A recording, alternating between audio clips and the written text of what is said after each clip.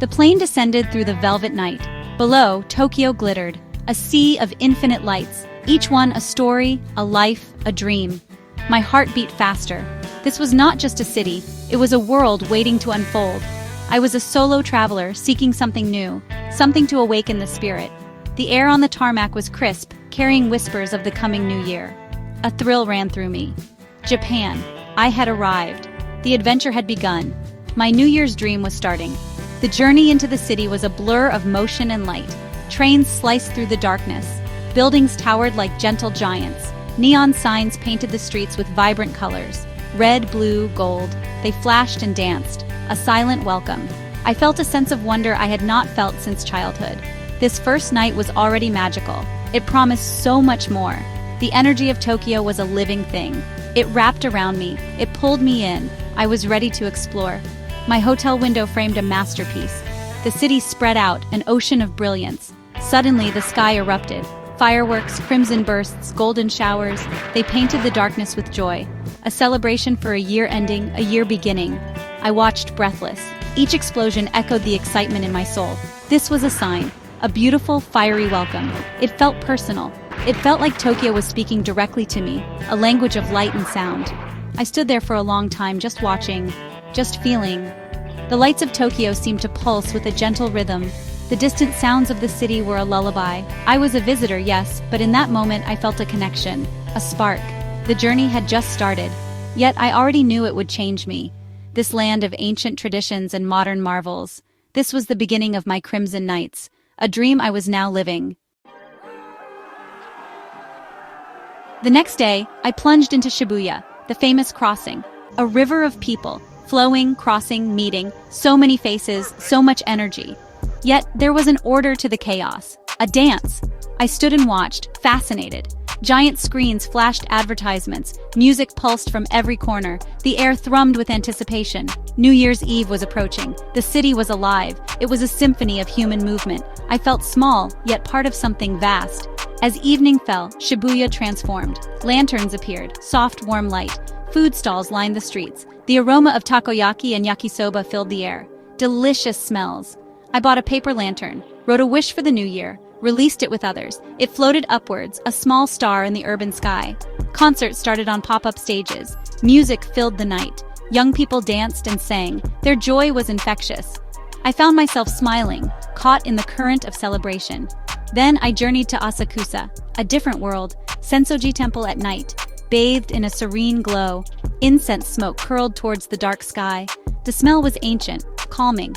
People prayed silently, their faces earnest.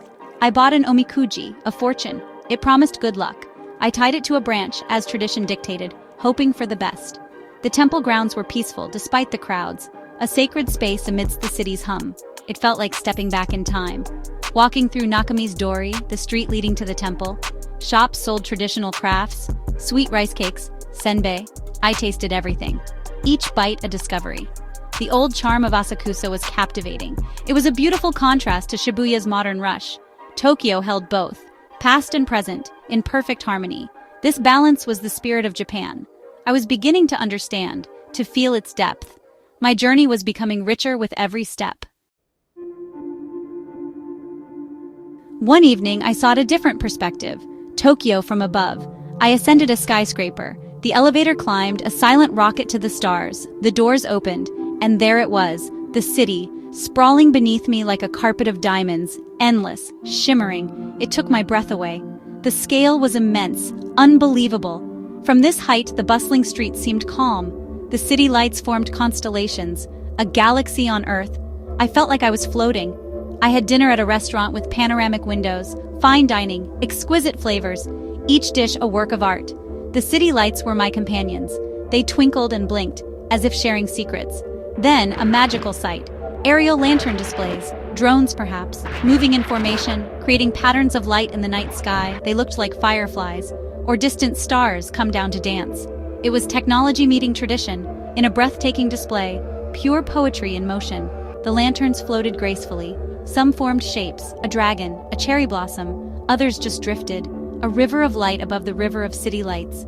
It was an ethereal performance, silent, beautiful. I watched, mesmerized, forgetting everything else. The worries of the world seemed so far away. Up here, there was only peace and wonder. This was a dream made real, a moment of pure magic, etched forever in my memory. Tokyo was revealing its many layers. I lingered by the window long after dinner. The city pulsed with a quiet energy. I thought about my journey, the vibrant streets, the serene temples, the dazzling lights. Each experience was a thread, weaving a tapestry of memories. I was no longer just a visitor. I was part of this dream, connected to the city's spirit. The high-rise view gave me clarity, a sense of perspective. Japan was more than I ever imagined. It was a place where dreams took flight. Leaving Tokyo's vibrant embrace, I sought stillness. A bullet train, swift and silent, carried me towards the mountains. The landscape transformed. Green fields gave way to frosted trees. Then, snow, pure, white, untouched. The world outside the window became a monochrome painting, beautiful in its simplicity. I arrived in a small mountain town. The air was crisp, clean. Silence. A gentle, welcome silence. It was a world away from the city's constant hum, a place for quiet thought. The town was nestled in a valley, traditional houses with sloping roofs covered in thick blankets of snow. Smoke curled from chimneys, promising warmth within. I walked through the quiet streets. The only sound was the crunch of snow under my boots. Lanterns glowed softly outside inns, inviting, peaceful. It felt like stepping into an old Japanese scroll painting. The serenity was profound. It seeped into my soul, calming the mind, soothing the spirit. I visited a small Shinto shrine, hidden in a grove of cedar trees, their branches heavy with snow. A path of stone steps, cleared carefully. Red torii gates stood out against the white, a striking contrast. I offered a prayer, a moment of quiet reflection. The silence of the shrine was deep, sacred. I felt a connection to something ancient, something timeless, the spirits of the mountains, the essence of nature. It was a humbling experience. In the evenings, I enjoyed onsen. Hot springs, steaming water under the cold night sky. Stars glittered above. The snow fell softly around me. It was pure bliss, a perfect end to days of peaceful exploration. This snowy mountain town offered a different kind of beauty, a quiet magic. It was a necessary pause, a chance to breathe, to listen to the whispers of winter, and to find a deeper connection with myself and with the spirit of Japan. From the quiet mountains, I journeyed to Osaka, a city of explosive energy, neon lights everywhere. Dotonbori, a dazzling spectacle. Giant crabs, dragons, faces all lit up, blinking, moving, reflecting in the canal. The air buzzed with excitement. Crowds thronged the streets, young, vibrant, fashionable. The contrast with the mountain town was, honestly, just so stark. Yet this, too, was Japan, a different facet of its amazing character. I felt the city's pulse, strong and fast. Osaka was a playground of modern technology, digital art museums, interactive experiences. I wandered through rooms of light and sound, colors shifted, patterns emerged, music surrounded me. It was immersive, futuristic, and sometimes overwhelming, but always fascinating. I saw children laughing, adults mesmerized. Technology here was not cold, it was playful, it was art. It was a new way of telling stories, a new way of dreaming. Osaka embraced the future with open arms. Street food was honestly an adventure in itself. Takoyaki, okonomiyaki, kushikatsu. So many choices, so many delicious smells. I ate standing at stalls, chatting with vendors, sharing smiles with fellow food lovers. The food was hearty, flavorful, made with passion. It was the taste of Osaka, the taste of its people, warm, generous, full of life. Every bite was a delight, a discovery. This city knew how to celebrate, knew how to enjoy life. Despite the vibrant chaos, there were moments of kindness. A stranger helped me with directions. A shopkeeper shared a local tip. Small gestures with a big impact. They made me feel welcome, connected. Osaka's energy was infectious. It was a city that never slept, a city that constantly reinvented itself. It was a thrilling experience, a modern symphony. I left Osaka feeling energized, inspired by its relentless creativity and its warm, beating heart. My journey then led me to an old-world town, a place where time seemed to slow down. Canals lined with weeping willows, stone bridges arching gracefully over the water, wooden houses with tiled roofs. It was like stepping into a memory, a Japan I had read about in books. At night, lanterns lined the canals, their soft glow reflected in the still water, creating a magical, shimmering path. It was incredibly peaceful, a gentle beauty that touched the soul. I watched a traditional puppet show, bunraku. The puppets were intricate, lifelike. The puppeteers, dressed in black, moved with incredible skill. The stories were old tales of love, of honor, of sacrifice. The music was haunting, evocative. I did not understand all the words, but I felt the emotion, the power of the storytelling. It was a window into Japan's rich cultural heritage, a reminder of the artistry passed down through generations, a truly captivating performance. In the evenings, I visited a small sake brewery, learned about the brewing process, tasted different kinds of sake, each with its own character, its own story. The sake master spoke with passion, about rice, about water, about tradition. He shared his knowledge generously. We sat, we talked, we drank. It was a simple pleasure, yet deeply rewarding. A taste of authentic Japan, a moment of connection shared over a warm cup of sake. This town was a sanctuary, a place for peaceful moments, for quiet contemplation. I would sit by the canal, watch the boats drift by, listen to the gentle sounds of the water, the rustle of leaves. It was a balm for the spirit, a contrast to the bustling cities, but equally important. It showed me another side of Japan, its deep connection to nature, its reverence for tradition, its quiet, enduring beauty. Here, I felt the echoes of an ancient soul. My journey continued to Himeji Castle, the White Heron.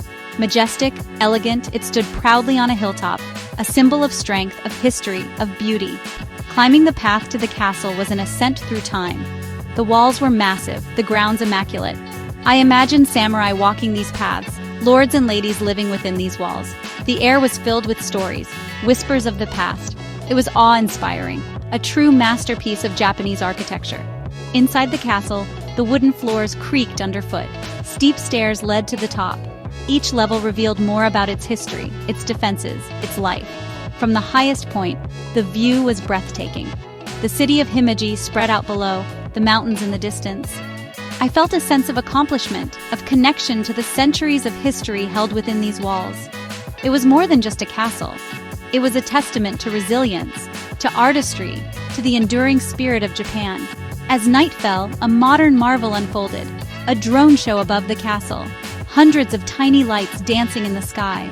They formed intricate patterns, images of samurai, of dragons, of cherry blossoms, all set against the backdrop of the ancient castle. It was a stunning fusion, past and future, tradition and technology.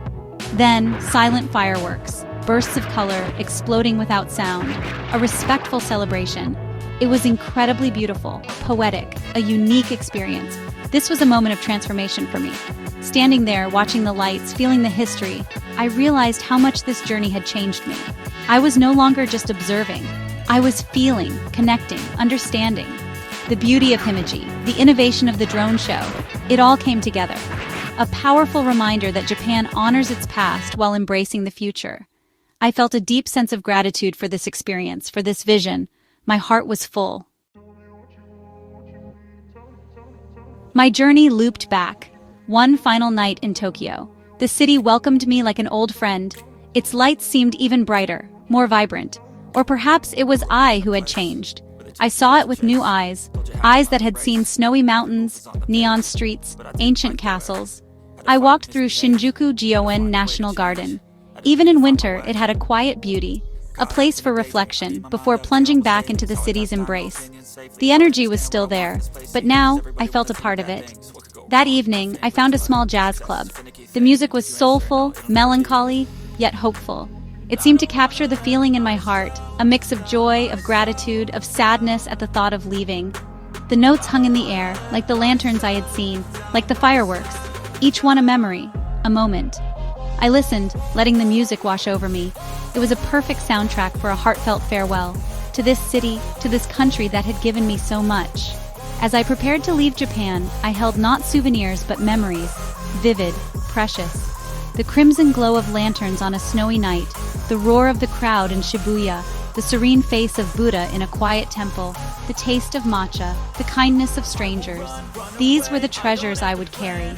This journey was more than sightseeing. It was an immersion, a connection, to the spirit of Japan, to its heart. I came as a visitor. I was leaving as a dreamer. The flight home was quiet. I looked out the window, at the dark sky, the stars. Below, the world slept.